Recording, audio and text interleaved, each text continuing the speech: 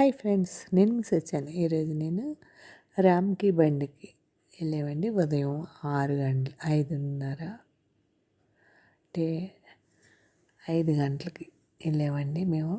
అప్పటికి 8 గంటలతో క్లోజ్ అటండి. ఇక్కడ హైదరాబాద్ వచ్చాము. అదే ఇక్కడ బాగుంటుంది టిఫిన్ అనగానే మా పిల్లలు తీసుకెళ్ళారు అక్కడికి. ఆ రోజు చూసారా వీళ్ళు ఎలాగ వేస్తున్నారో, ఎంత చకచకా వేస్తున్నారో చూసారండి.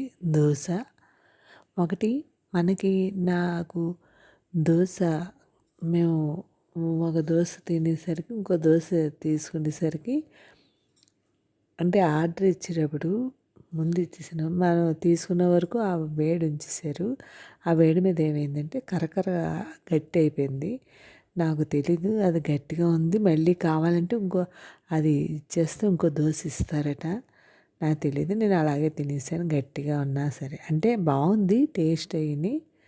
కొద్దిగా ఇడ్లీలో చట్నీ మాత్రం నూనె వాసన వచ్చిందండి, కొబ్బరి నూనె వాసన.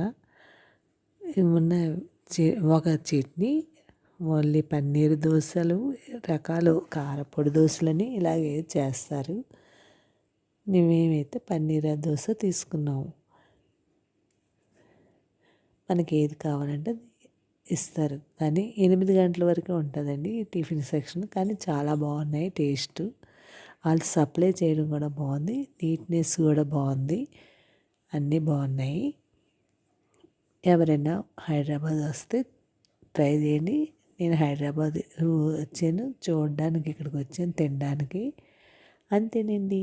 ఎంతో టేస్టీ అయినా రామ్కి వెండి దోశ టేస్ట్ మాత్రం సూపర్ అండి.